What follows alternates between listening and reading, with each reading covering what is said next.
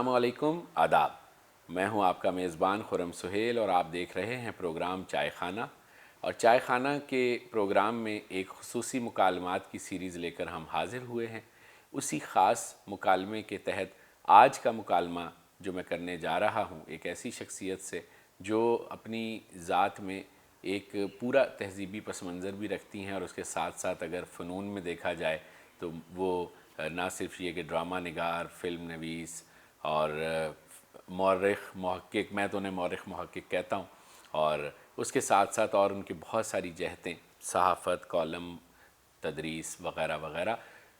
नाम काफ़ी है, बहुत तफ़सील में मैं इसलिए नहीं जाऊँगा कि मुझे लगता है कि ये बहुत ही तसन्नो भरा तारुफ़ लगेगा कि किसी ऐसे शख्स के बारे में बताया जाए जो इतना काम करता है और उसका काम उसका ऑलरेडी तारुफ़ है। तो आज हमारे साथ हैं आमना मुफ्ती। अस्सलाम वालेकुम। वालेकुम कैसी अस्सलाम। हैं आप? अल्लाह का शुक्र है। भाई मैंने आपका तारुफ़ जो है वो ये कहकर ज़्यादा नहीं कराया कि मैंने कहा जो बंदा काम करता है उसको तारुफ़ की क्या ज़रूरत है। नहीं, काफ़ी तारुफ करा दिया। इतनी चीज़ें तो खैर मुझे नहीं लगता कि इनमें से किसी भी जो आपने इतने सारे मुझे टैग्स दिए, लेबल दिए, ख़िताब दिए, नहीं, उनमें से वो किसी पे भी मैं पूरी काम उतरती तो हूँ। आप कर रही हैं ना। कोशिश बहरहाल है, हाँ, कोशिश है। सही। तो ताज़ा तरीन इन दिनों क्या हो रहा है? कोविड का सर्वाइवल है, लोग वापस आ रहे हैं, समाज वापस लौट रहा है अपनी पुरानी तर्ज ज़िंदगी को। तो क्या आपके शब व रोज़ कैसे गुजर रहे हैं? खुरम साहब, मेरे शब रोज़ तो कोविड के साथ भी बहुत अच्छे गुजरे थे, क्योंकि वो जो एक आदम बेजारी का सीज़न था जी। वो शायद मुझे रास आ गया था। वाह। और मैंने उसमें अपना 4th नॉवल स्टार्ट किया था। काउंट करते हुए तो बड़ा ऑड लगता है, लेकिन नहीं, ये एक ज़रूरी होता है, आसानी के लिए बताना देखने पड़ता वालों को है। जी जी, अंदाज़ा हो जाता है। बिल्कुल। जी। वो स्टार्ट किया मैंने। ठीक। फिर मैंने अपना जो साल हा साल से मेरा एक पेंडिंग प्लान था तालीम को आगे कंटिन्यू करने जी। का, मैंने अपना एमफिल शुरू किया। वाह। तो ये ये कोविड में, चीज़ें बड़ी जी, अहम अहम। ये दो अहम काम शुरू किए मैंने। और उसके साथ एक, चूँकि ड्रामे का सिलसिला चलता जी। रहता है, जी। तो एक स्क्रिप्ट मेरा अभी कुछ अरसे तक वो शूट पे जा रहा है, तो उसके ऊपर मैंने बुनियादी ठीक। काम किया। बिल्कुल ठीक है। अच्छा, अब जहतें तो आपकी बहुत सारी हैं, तो शुरू हम करते हैं ड्रामे से, क्योंकि ड्रामा जो है ये बड़ा हिसास मामला बना हुआ है कि हम एक अरसे तक हम पीटीवी की लेगेसी के साथ जुड़े रहे, या तो उस लेगेसी का हमें नशा हो गया और अब कोई चीज़ और हमें अच्छी नहीं लग रही, अगर अच्छी बन रही है तो आप बताएं, क्योंकि ड्रामा जब भी हम उसकी गहराई में जाते हैं, बात करते हैं, तो पता ये चलता है कि स्क्रिप्ट का मसला है और स्क्रिप्ट ठीक नहीं है, और चैनल्स वाले कहते हैं कि पब्लिक यही देखना चाहती है और पब्लिक कहती है कि ये क्या दिखाया जा रहा है, हम ये देखना नहीं चाहते। एक अजीब तजाद की सी कैफियत है। तो बतौर ड्रामा निगार आप आज के ड्रामे को अमूमी हैसियत में, आप अपने आप को निकाल के कैसे देखती हैं अमूमी हैसियत में सब जो लिख रहे हैं? देखिए, इसमें यह खुरम साहब के जो लफ्ज़ ड्रामा है, इसकी टर्म हमने इस्तेमाल कर लिए 8 बजे टेलीविज़न पे जो कुछ दिखाया जाता है उसको। जी। पीटीवी के दौर में जिसको दिखाया जाता था, वो चूँकि एक एकेडमी था, एक कौमी इदारा था और उसका एक बैकग्राउंड था। चाहे लोग कुछ भी कहें, बहरहाल उसका एक कॉलोनियल अहद के लोग जो तैयार किए गए थे, जो रेडियो में थे, और वो लोग आगे आए, उनके ऊपर एक यूरोपियन कल्चर का, यूरोपियन ड्रामे का असर था, ठीक। क्लासिक ड्रामे का, और उसके साथ वो लोग आगे आए थे। दुरुस्त। अब इस वक्त जो टेलीविज़न पे दिखाया जा रहा है, इसको अगर इसके ऊपर काम किया जाए, रिसर्च की जाए, देखा जाए, तो ये टीवी शोज़ हैं। ठीक। इनको हम टीवी शोज़ कहते हैं। ठीक। लाइक इसमें वो ड्रामे की वो 3 एक्ट स्ट्रक्चर, वो कैरेक्टराइजेशन और उस तरह की क्लासिक चीज़ें नहीं होती। ऑल्दो हम उसको लेके आ रहे हैं, इनहेरिट कर रहे हैं काफ़ी हद तक, लेकिन चूँकि वो ऑलरेडी हमारे पास इनहेरिटेड हैं, तो हमारे देखने वाले चाहते हैं कि वैसे हो।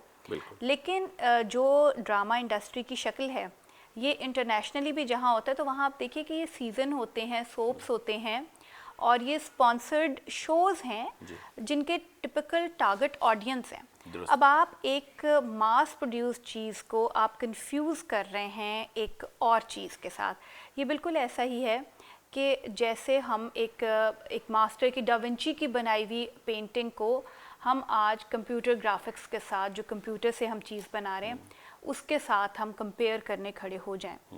जो इश्तहार के लिए हम कंप्यूटर की ग्राफिक्स बना रहे हैं उसको हम डाविंची के साथ कंपेयर करने के लिए तैयार हो जाएं। तो ये दो बिल्कुल डिफरेंट पैराडाइम्स हैं, दो बिल्कुल मुख्तलिफ यूनिट्स हैं, बिल्कुल दो कायनात ही मुख्तलिफ हैं। तो इनका कंपैरिजन मुमकिन नहीं हो सकता। आज के ड्रामे को आपने देखना है तो आप उसको एक और सिनेरियो में, एक और सोच के साथ देखें। This is for entertainment industry, और इंडस्ट्री का जब नाम लेते हैं तो मास प्रोडक्शन एक लाजमी अमर है उसके साथ। तो मास प्रोड्यूस चीज़ों में हम वो मयार नहीं देख सकते जो एक शख्स पूरी ज़िंदगी लगा के 2 या 4 स्क्रिप्ट लिखता है। तो अब ये तो कंपैरिजन कहीं से मुमकिन ही नहीं ना। तो ये वाले मामलात आ गए हैं इस वक्त, और चूंकि ये एक ट्रांजिशन की स्टेज है तो इसलिए इस पे बात हो रही है और बात होनी चाहिए। लेकिन दुनिया भर में बशमूल हमारे पड़ोसी मुल्क इंडिया के, तो वहाँ तो कमर्शियल काम भी हो रहा है और क्रिएटिव काम भी हो रहा है। एग्जैक्टली ऐसा ही है, पाकिस्तान में भी ऐसा ही है।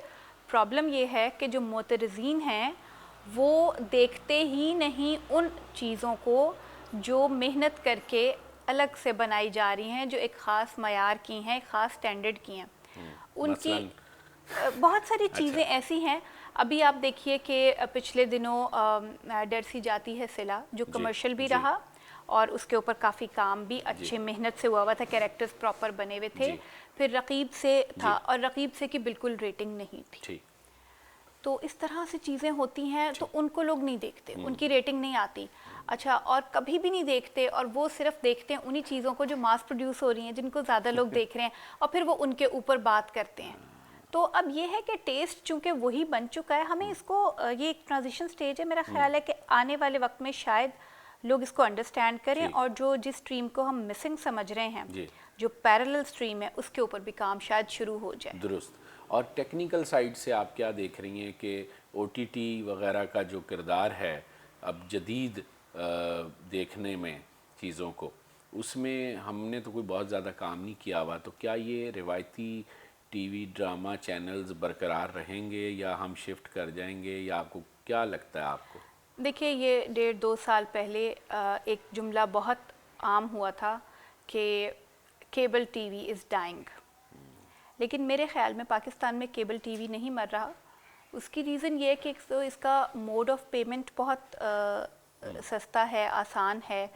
केबल की जो फ़ंड कलेक्शन है वो बहुत आसान है। OTT का थोड़ा मुश्किल है, और पाकिस्तान में प्लास्टिक मनी का चूँकि रुझान भी नहीं है, और इसकी ज़्यादातर पेमेंट जो है वो आपको पता है कि क्रेडिट कार्ड वगैरह के थ्रू है, ये इस तरह। तो एक तो ये रीज़न है बहुत बड़ी, और दूसरी रीज़न ये है कि हमारे यहाँ उस तरह से शायद मैं नहीं समझती कि ऑल्दो तकरीबन हमें हर शख्स के हाथ में स्मार्टफोन नज़र आता है, लेकिन शायद उस तरह का मामला नहीं है। तीसरी चीज़ जो है, जो आपने बात कही, टेक्निकली इसको प्रोड्यूस करना बहुत मुश्किल है। और अभी हम जिस जगह पे खड़े में हैं, हमारे पास बड़े अच्छे डायरेक्टर्स थे जो अच्छी जगहों से, ऐसी जगहों से पढ़ के आए थे जहाँ उनको आलमी मयार की चीज़ सिखाई जाती थी, लेकिन वो नमक की कान में आके सब नमक हो गए। अब उनका काम बहुत फ्लैट हो चुका है, और कोशिश भी करते हैं तो वो वैसा काम नहीं कर पाते। तो मुझे नहीं लगता कि OTT के लिए प्रोडक्शन की जो शक्ल है वो पाकिस्तान में कोई ऐसा इनकलाब आने वाला है या ऐसी कोई तब्दीली आएगी। फ़िलहाल इस वक्त जो इस वक्त का सिनेरियो, उसमें मुझे नज़र नहीं आती। ठीक है, आपने कितने ड्रामे लिखे टोटल आज तक? ज़रा, बहुत ही ये ऐसा सवाल होता है फ़ौरन आप याददाश्त में चली जाएं। हाँ, मेरा या पहला ड्रामा कब लिखा था? ये मैंने 2012 या 10 या 12 या 11 के दरमियान का ये सिलसिला है। और आपने इससे पहले डाइजेस्ट में कभी लिखा? हाँ, ये एक बड़ा दिलचस्प सवाल है जिस आपको पता होगा अगला सवाल मैंने क्या करना है। जी, मैं आपको इसका बताती हूँ। सिलसिला ये था कि चूँकि हमेशा हमारे यहाँ एक बड़ी स्ट्रॉन्ग डिवीज़न रही है अदब में और डाइजेस्ट में, और हमारे घरों में चूँकि ख़वातीन पढ़ी लिखी होती थी तो वो ख़वातीन के रिसाले इस्मत और नूर व नार, और फिर हमने तो ज़ेबुन्निसा और हूर आता हुआ देखा। ज़ेबुन्निसा बंद हो चुका था तो हूर आया करता था। उसके बाद वो बड़ी तख्तीक वो ख़त्म होके और डाइजेस्ट आने शुरू हो गए। अब वो एक बहुत बड़ी बुराई थी, आता तो था घर में, लेकिन बच्चों को मना किया जाता था, क्योंकि अच्छा बड़े नॉवेल लाइक इस्मत चुगताई को पढ़ने से या मंटो को पढ़ने से नहीं रोका जाता था, लेकिन डाइजेस्ट जो कि घर में आ भी रहा है। मगर मैंने चूँकि जर्नलिज़्म पढ़ा और मेरा जो मैंने अपना ग्रेजुएशन में भी जिस चीज़ के ऊपर मैंने काम किया, मुझे डाइजेस्ट जर्नलिज़्म हमेशा बहुत मुतासिर करती आई। जो मैस कम्युनिकेशन से चूँकि मेरा ताल्लुक़ रहा कि ज़्यादा से ज़्यादा लोगों तक अपनी बात ये लोग कैसे पहुँचाते हैं, उसकी क्या क्या एट्रीब्यूट्स हैं डाइजेस्ट के। तो जब मैं काफ़ी अरसे तक मैं अदबी रसाइल में लिखती रही, फिर मेरी एक रोज़ बात हुई उम्तुस सबूर से, और सायरा ग़ुलाम नबी आपके इल्म में ही होगा कि वो अदब में भी उनका ताल्लुक़ था, वो मैं उनका एम्फीबियन कहती हूँ और उनका डाइजेस्ट की दुनिया से भी ताल्लुक़ है। तो उन्होंने मुझसे कहा कि आमना आपके अच्छा लिखती हैं और लोगों को इल्म ही नहीं है, तो क्या ख्याल है हम तजुर्बे के तौर पे कोई चीज़ यहाँ रीप्रिंट करें या प्रिंट करें। तो मैंने कहा देख लीजिए आपकी पॉलिसी। उन्होंने कहा पॉलिसी हम ही ने बनानी है। तो मेरी दो एक चीज़ें जो माह नौ में प्रिंट हुई थी और जो अदब लतीफ़ में, वो उन्होंने रीप्रिंट की। और उसके बाद एक मेरा जो अफसाना मैंने लिखा था अदब लतीफ़ के लिए, वो सायरा ने प्रिंट किया, उल्लू बराए फ़रोख्त ने। जी। अच्छा, और उसका उनको बहुत अच्छा फीडबैक आया, और फिर वही ड्रामा जो अफसाना था वो उठा के और वो उसको वो लेके। अब ये कि ऑल्दो वो लिखा डाइजेस्ट में गया, प्रिंट डाइजेस्ट में हुआ, लेकिन मैं जो बात कहती हूँ कि आप जो कुछ लिख रहे हैं उसके ऊपर आप उसके मीडियम ऑफ प्रिंटिंग या मीडियम ऑफ, जैसे ड्रामा तो और दूसरा भी इसी चैनल के स्क्रीन के ऊपर आ रहा है, आप उस पर छाप उसके मीडियम ऑफ प्रिंटिंग की वजह से उसके कंटेंट पे छाप नहीं लगा सकते कि ये क्या है। ये बहुत अहम नुक्ता है कि मीडियम ऑफ प्रिंटिंग की वजह से किसी को रद्द नहीं किया जा सकता। और मैंने ये इस तजर्बे से, मैंने यूँ समझ लीजिए कि एक्सपेरिमेंट में मैंने ख़ुद को पेश किया। सही। और हम इससे गुजरे, और एक बड़ा पॉजिटिव चीज़ ये सामने आई कि हमारा पढ़ने वाला, हमारा देखने वाला सब कुछ डिकोड कर सकता है, अंडरस्टैंड कर सकता है। हम सिर्फ उस पर एतबार नहीं करते। हमने अदब को बोतलों में बंद करके मुक़द्दस उसकी तरह से, चीज़ों की तरह से उठा के ताकचों पे रख दिया है। इतनी महंगी किताबें हैं, स्टॉल पे जाती नहीं हैं, अदबी पर्चे जो हैं सब्सक्रिप्शन पे मिलते हैं, वो घरों तक नहीं जाते, और डाइजेस्ट जो है उसका तो मयार आपके सामने ही है। दुरुस्त। एक छोटा सा वक्फा यहाँ लेते हैं, बहुत सारे और सवालात ने जन्म ले लिया, मैं अभी आपसे पूछूंगा। नाजरीन, आमना मुफ्ती गुफ्तगू कर रही हैं, एक मुख्तसर सा वक्फा अभी हाजिर हो।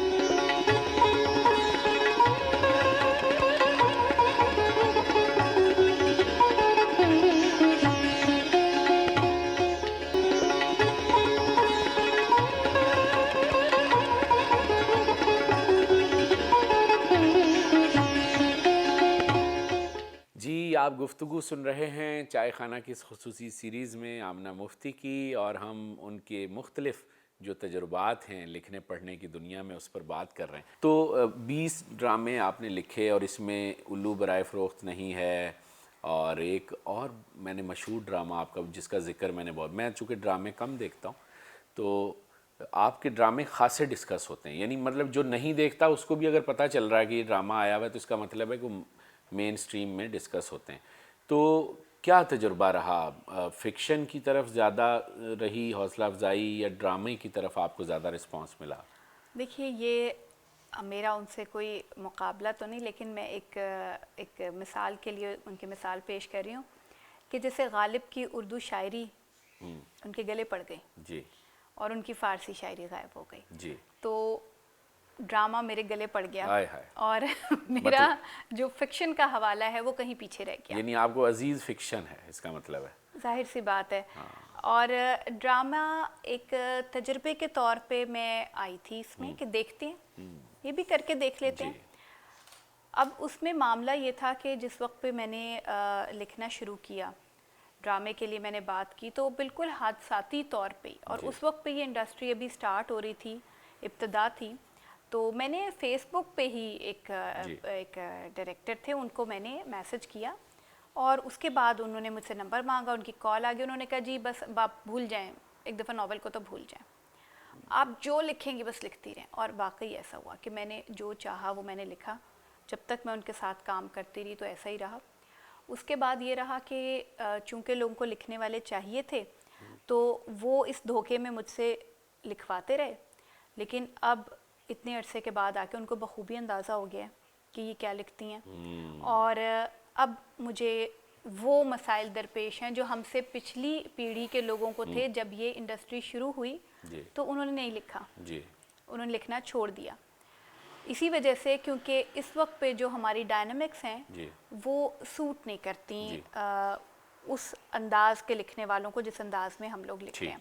तो और बरतर और कमतर मैं नहीं मानती कि कोई कोई अगर डाइजेस्ट में लिखता था तो वो कमतर था, या अगर कोई खातून हैं और वो सास बहू के बारे में लिख रही हैं या किसी घरेलू झगड़े के बारे में, तो वो उनके ऑब्जर्वेशन कमतर है, ऐसा कतन नहीं है।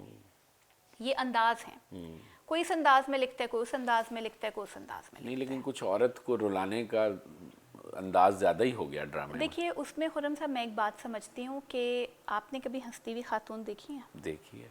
मैंने नहीं देखी। मैंने, हकीकत की बात है कि अच्छा। मैंने नहीं देखी। औरत को रुलाने के हमारे यहाँ क्या पूरी दुनिया में असबाब बहुत मौजूद हैं। मर्द भी मजलूम है, ऐसी बात नहीं। नहीं, जुल्म की वजह से नहीं रोती। हाँ बात ये नहीं, बात ये है कि हसास है। ठीक। उस चीज़ को शायद उस तरह से एक मर्द ना महसूस कर सकता हो जिस तरह से एक औरत महसूस करती है।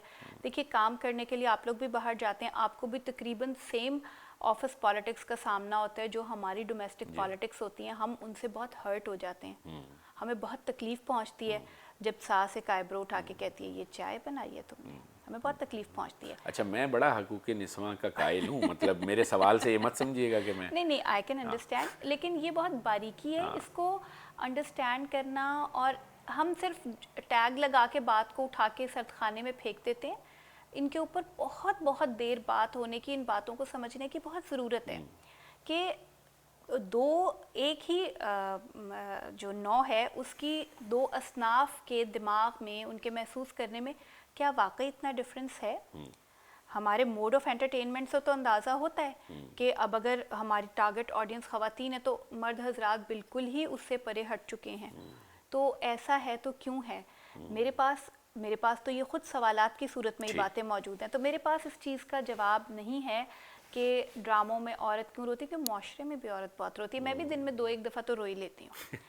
मतलब किसी भी बात पे आप रो सकते हैं। लाइक मुझे सुबह उठते ही इस चीज़ का बड़ा दुख होता है कि अब ये पूरा घर साफ़ करवाना है और ये अगले दिन फिर इतना ही याजूज माजूज की दीवार ये दोबारा इतनी ही गंदी होगी, तो मैं इस पर भी रो सकती हूँ। लेकिन मर्द को रोना आ रहा होता है, वो रोता नहीं है हमारी सोसाइटी में। ये भी एक तकलीफ बात है कि रोना उसको भी आता है, वो नहीं रोता। तो बल्कि मुझे अपना एक डायलॉग खुद बड़ा स्टीरियोटिपिकल लगता है और बड़ी मुझे उस पर हंसी भी आती है कि मैंने पता नहीं किस रॉ में लिख डाला था वो कि रोते हुए मर्द और लोमड़ी एक ही बाप की औलाद लगते हैं। अच्छा। अब ऑल्दो ये कहने वाला एक पुराने टिपिकल माशरे का फर्द था। अच्छा। स्टीरियोटिपिकल सोच का, जाहिर है ये मैंने नहीं कहा था, ये मेरे किरदार कैरेक्टर ने कहा था। जी। लेकिन ये हमारा सबकी एक सोच का वो अक्कासी कर रहा था कि हम इस कैटेगरी में डाल देते हैं रोते हुए आदमियों को कि अच्छा भाई ये रोते हैं तो ये तो बड़े चालबाज होंगे। बिल्कुल। तो ये सिलसिले हैं दुरुस्त, हमारे यहाँ। बिल्कुल ठीक। अच्छा, आप फिल्म की तरफ आने का कोई इरादा है? एक आध फिल्म आपने लिखी भी, एक फेस्टिवल में गई वो और बड़ा उसका चर्चा भी हुआ, तो उसकी ज़रा तफसीलात भी बताएं और बताएं फिल्म की तरफ। हमारे यहाँ तो बहुत बेसरो सामानी का आलम है फ़िलहाल तो, लेकिन फिर भी आप क्या सोच रही हैं? फिल्म ही बेसिकली, देखिए ड्रामे की तरफ आने का मेरा बुनियादी मकसद यही था कि मुझे स्क्रिप्ट लिखना आ जाए। वो मैंने सीख लिया इतने अरसे में धक्के खा के, क्योंकि ये वो काम है कि आपने अगर आपने ड्रामे के 20 स्क्रिप्ट्स लिखे हैं तो आप उनको एडिट करके 20 फिल्में समझें कि बना सकते हैं। ऑल्दो के टॉपिक का बहुत डिफरेंस होता है, बहुत सारी चीज़ें टेक्निकलिटीज़ हैं उनकी, लेकिन मुझे बुनियादी तौर पे लिखना आ गया। मैं ये समझती हूँ कि अब मैं लिख सकती हूँ। फिल्म ना उस वक्त थी जब मैंने लिखना स्टार्ट किया, स्क्रिप्ट राइटिंग शुरू की, और ना फिल्म आज है। हमारे यहाँ जो कमर्शियल फिल्म बनती है वो हमारे कमर्शियल ड्रामे की तरह की ही है। दुरुस्त। और हमारे यहाँ जो पैरेलल फिल्म बनती है वो इतनी पैरेलल हो जाती है कि वो पता नहीं किस रैलम में, किस दुनिया में चली जाती है। बिकॉज वहाँ पे भी प्रॉब्लम यह है कि मैं ये समझती हूँ कि उनको पैरेलल फिल्म लिखनी नहीं आती है और वो इधर उधर से आइडियाज़ कंसल्ट करना, ठीक है कोई बात नहीं होती ऐसी, आप बोरो भी कर सकते हैं, कंसल्ट भी कर सकते हैं, लेकिन आप पूरे टुकड़े आइडियाज़ जो आपकी सोसाइटी से नहीं उठे हुए ना, तो वो आप मुतवाज़ी आइडियाज़ कहीं और के लेके नहीं चल सकते। तो हमारे यहाँ क्योंकि क्लासेस बहुत ज़्यादा हैं और क्लास डिफरेंस बहुत ज़्यादा है, तो एक क्लास ने इधर हाईजैक कर लिया फिल्म को, एक क्लास ने उधर हाईजैक करी है। तो मिडिल क्लास के लिए, जो यहीं के लोग हैं जो यहीं की बात करना चाहते हैं, उनके लिए पैरेलल फिल्म फ़िलहाल मौजूद नहीं है। इसीलिए मिडिल क्लास जो है करंट अफेयर्स के शो देखती है और कॉमेडी देखती है, सियासी कॉमेडी। एग्जैक्टली उनके लिए उनके साथ बड़ा जुल्म है, उनके पास इवनिंग लाइफ नहीं है।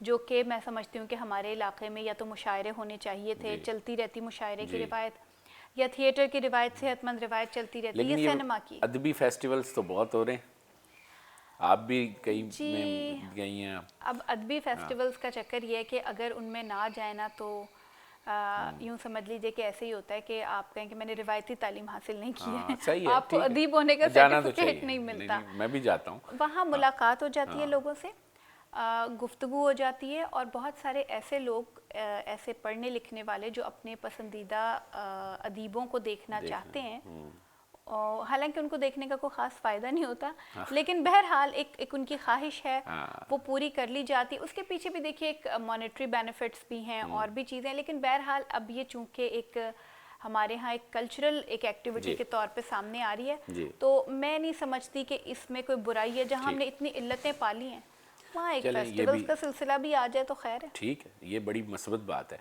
तो आपकी फ़िल्म का नाम क्या था और कैसे लिखी, क्यों ख्याल आया? मेरी फिल्म का नाम था खैमे में मत झांकें, और बड़ी इसके पीछे दिलचस्प बैकग्राउंड ये है कि एक ज़माने में जी वालों को शौक चुराया अमन की आशा। अच्छा, इस तरह के जो होते हैं ना ये स्लोगन्स, इनके पीछे एक बड़ी सरमायादाराना और खौफनाक ज़हनियत छुपी हुई होती है। जब आप अमन, मोहब्बत, इनकलाब, इनकी जिक्र करते हैं, अब तो हमें समझ आ गई ना, उस वक्त हम भी ज़रा नादान थे, तो मैं समझी कि ये स्लोगन वाकई हैं और वाकई किसी को अमन की आशा है। तो मैं सर धड़ की बाजी लगा दी, मैंने कहा जी मैं बिल्कुल आपको लिख के दूंगी, क्यों नहीं लिख के दूंगी। तो मैंने उसी रोज़ ख़त्म किया था 100 Years of Solitude, दूसरी या तीसरी बार पढ़ा, तो उसका एक बड़ा गहरा इम्पैक्ट होता है आपके ऊपर। क्या बात। तो अभी मैं उस इम्पैक्ट में थी, तो मुझे शहबाज की कॉल आई और उसने मुझसे कहा, जो उस फिल्म के डायरेक्टर हैं, कि मैंने डिसाइड किया है कि मैं उनके साथ काम करूंगा, और उन्होंने मुझे आपका नाम दिया, तो आप लिख देंगी? मैंने कहा शहबाज मैं लिख दूंगी। अब वो एक इतने बड़े काम के असर में जब आप होते हैं ना, तो आपके अपने अंदर की भी क्रिएटिविटी जाती है। तो मैंने बैठ के सिर्फ कागज़ कलम उठाया, मैंने उससे कोई बात नहीं की। मैंने कहा शहबाज मैं तुम्हारे कोई आइडिया नहीं सुनूंगी, मैं तुम्हें फ़िल्म भेज दूंगी शाम को। मैंने लिखी और मैंने उसको भेज दी, उसने आगे भेजी, और मतलब लाइक वो कुछ घंटों में लिखी गई थी। उसने आगे भेजी, उन्होंने कहा ठीक है, और हालांकि काफ़ी काम करते हैं वो लोग, तो 2-3 स्क्रिप्ट्स लिखवाते हैं, फिर स्क्रिप्ट डॉक्टरिंग कराते हैं, लेकिन उस स्क्रिप्ट में उन्होंने कोई काम नहीं करवाया। वो बिल्कुल जो जैसे मेरा रफ लिखा हुआ स्क्रिप्ट था, वो वैसा ही स्क्रिप्ट उनके पास गया। उसके बाद वो शहबाज ने बनाई। शहबाज सोमार सबीहा सोमार के साथ होते हैं, उनके शायद मेरा ख्याल है भतीजे हैं, तो वो उन्होंने बनाई। और मुझे थोड़ा सा ये था कि उसमें एक्टिंग की मुझे लगा कहीं डायरेक्शन में भी कोई बहुत बड़ी कमी तो नहीं है, लेकिन एक्टिंग में एक आधे कैरेक्टर के मुझे लगा कि ये बेहतर कर सकते थे मज़ीद इसको। बाकी काफ़ी उन्होंने उसके ऊपर मेहनत की, अच्छा काम किया, बुरा नहीं काम किया, और जो मेरे जहन में थी उसके करीब तरीन बन गई। 2-1 कैरेक्टर्स अगर ज़्यादा मेहनत कर लेते तो शायद ये एक यादगार फिल्म होती। बिल्कुल ठीक। तो ये सिलसिला था। फिर ये लोग लंदन फिल्म फेस्टिवल में इसको लेके गए, प्रोड्यूसर्स इसके, और फिर अभी उनकी जो OTT प्लेटफॉर्म है Z5, उसके ऊपर भी ये उसको वो शोकेस कर रहे हैं। तो मुझे ज़ाती तौर पे तो मज़े की ही लगती है जब भी देखती हूँ, लेकिन मैं इसको रिकमेंड इसलिए नहीं करती कि लिखते हुए मुझे अंदाज़ा नहीं था कि ये कभी, मेरा ख्याल था ये फेस्टिवल की फिल्म है कि इधर उधर गायब हो जाएगी, मुझे नहीं अंदाज़ा था कि किसी OTT प्लेटफॉर्म पे होगी, तो वो ज़रा ज़्यादा दिलचस्प है। हाँ, ये बात उसके नताइज सम्राट अच्छे हैं। बिल्कुल ठीक। तो बस ये सिलसिला है कि थोड़ा सा मैं, इसलिए मैं स्टूडेंट्स वगैरह को अपने रिकमेंड नहीं करती कि कुछ ज़्यादा ही खुल खुला के और मार्कीज़ के असर में लिखी हुई चीज़। वाह हाय हाय, बहुत मुश्किल है बचना। अब मुझे आपसे और भी बहुत सारी बातें पूछनी है। आपका एक नावल मैंने पढ़ा रखा है, मैं झूठ नहीं बोलता, अगर मैंने ना पढ़ा हो तो मैं कह देता हूँ कि नहीं पढ़ा। तो नावल आपकी जो चौथा नावल आप लिख रही हैं, 3 लिख चुकी हैं, इस पे बात करेंगे, लेकिन एक छोटा सा वक्फा मैं यहाँ लेना चाहूँगा। नाजरीन, उम्मीद करता हूँ कि गुफ्तगू की ये तमाम जहतें आपको बहुत पसंद आ रही होंगी। हम बड़ी गैर रस्मी सी गुफ्तगू कर रहे हैं और उम्मीद है कि पसंद आ रही होगी। एक छोटा सा वक्फा अभी हाजिर है।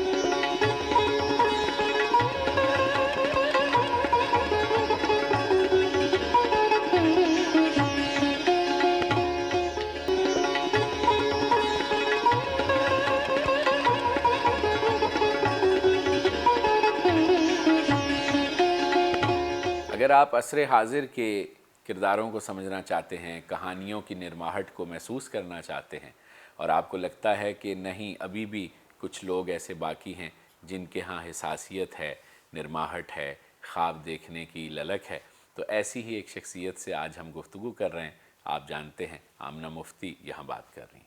तो आमना, आपके नावलों का मुझे बड़ा तजस्सुस है और सच बात यह है कि सबसे ज़्यादा मुझे लगता है कि अहम तरीन मीडियम मेरी नज़र में नावल है और उसमें भी आपने ऐसे ऐसे मौज़ूआत चुने। आपका एक नावल मैंने पानी मर रहा है पढ़ा तो मुझे अंदाज़ा हुआ कि मतलब ज़रूरी नहीं है कि तारीख़ी फ़िक्शन ही लिखा जाए, बल्कि फ्यूचर फ़िक्शन भी हो सकता है। तो किस तरह काम शुरू किया, आपके नावल कब कब आए, ताकि हमारे देखने वाले अपने आप को से जोड़ सकें और फिर उन तक पहुंच सकें, उन किताबों तक? तो बताइए ज़रा कुछ। खुर्रम साहब, पहला मेरा जो नावल था वो था आखिरी ज़माना ही, एक तरह से मैंने पहले स्टार्ट किया था। किस सन में, कुछ याद ये मैंने स्टार्ट किया था जब हमारा 2001 के बाद, जी, ठीक है, जब ये ट्विन टावर का हुआ है सारा 9/11 के बाद।